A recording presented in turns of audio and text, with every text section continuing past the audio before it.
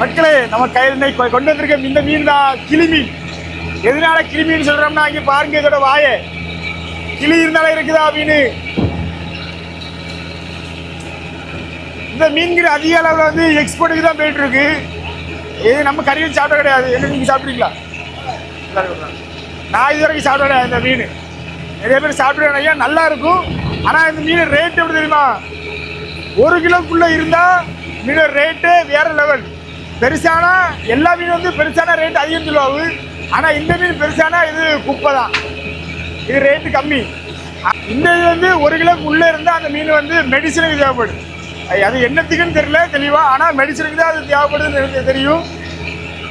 இங்க பாருங்க, கிளி கிளி கிளி கிளி மீன், இங்கிலீஷ்ல பேரட் ஃபிஷ்.